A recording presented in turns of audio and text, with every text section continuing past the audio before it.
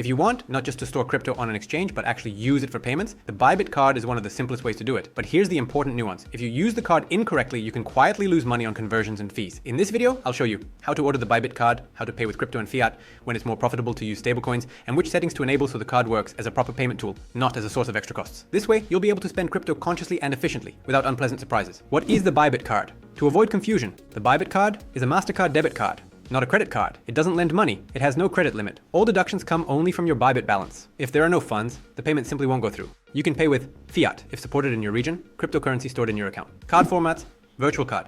Issued faster, free of charge, suitable for online payments and mobile transactions. Physical card, the plastic version, delivered by mail. Issuance may have a fee depending on region. Functionally, they're identical. The only difference is format, whether you need plastic or if the virtual version is enough. Where to find the card and check availability. The first step is to make sure the Bybit Card is available for your account. The process is simple. Open the Bybit app. Go to the section with additional features. Find the card option. Open it. And the app immediately shows whether the card is available in your region. If available, the application screen appears. If not, the app tells you directly. No preliminary requests, no guessing. Card availability is always visible instantly inside your account. Before moving on, let me mention our Telegram channel. The crypto market isn't about random guesses or hype. It's about understanding context and logic. We share insights from experienced market participants, explaining which events truly matter and which are just background noise. There we regularly analyze the economy, key news, and shape market expectations without unnecessary emotions. If you want to understand crypto systematically and make informed decisions, join us. The link is in the description. How to order the Bybit Card. The process of issuing the card is as simple as possible. Checking availability. In the Bybit app, open the card section. There you'll immediately see whether issuance is available for your account. Virtual card. If the virtual version is available, submit the application and confirm your identity with the same document used during registration. Verification takes minimal time and the card appears almost instantly. Physical card. For the plastic version, you'll need to provide a delivery address, choose the name to be printed on the card, and set a PIN code in advance. Application status. After submitting the request, the card's status is always displayed directly in the app, showing whether it's been shipped or already delivered.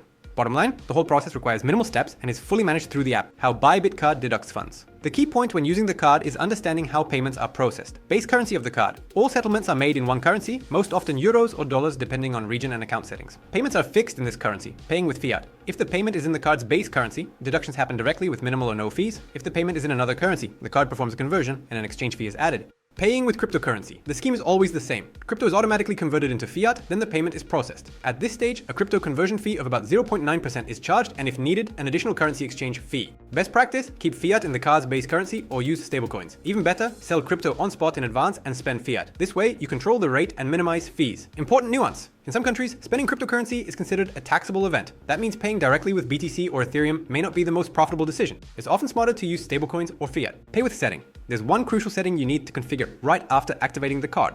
Pay with. This determines which assets the card is allowed to deduct from. If left on default, the card can use any cryptocurrency on your balance. That means automatic conversion, fees, and possible tax consequences. The correct approach is simple. Leave only fiat or stablecoins you actually plan to spend. Disable all other assets, for example BTC or Ethereum. With this setup, the card either deducts the chosen asset directly without unnecessary conversions, or if the balance is empty, simply declines the payment. No losses, no surprises. This single setting solves most commission problems, so check it immediately after activating the card. Before we continue, note that in the description below the video, we've collected a list of trusted exchanges we personally use, along with exclusive bonuses for our referrals. Take a look, register, and join our team. You'll get extra advantages right from the start.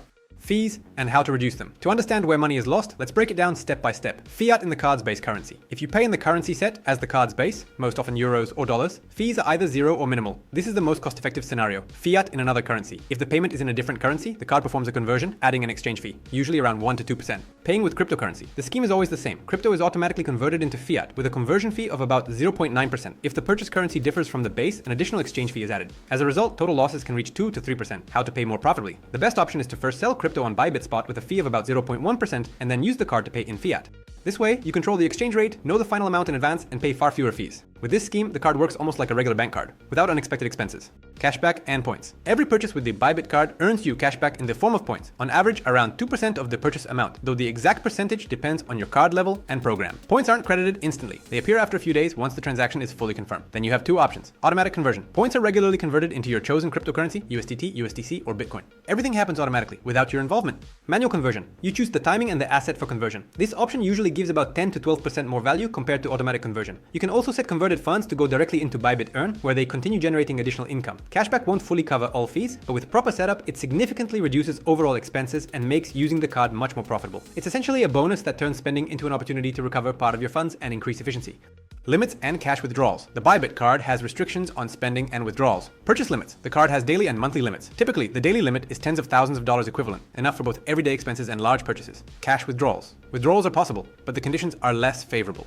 Monthly withdrawal limit of several $1,000s. Each withdrawal carries a fee of about 2 to 3% plus any ATM fees. That's why the card is more convenient for cashless payments rather than regular cash withdrawals. All current limits and fees can be checked anytime in the card settings inside the app. They vary depending on region and program conditions. The link to register and order the Bybit Card is in the description below the video, along with a bonus for new users to make starting even more rewarding. If this breakdown was helpful, support the video with a like and check out our other guides on Bybit and crypto. There we dive deep into different tools, share practical tips, and show how to use them with minimal fees and maximum benefit. This way you can build a systematic approach to working with crypto and turn the card into a full-fledged tool for everyday spending.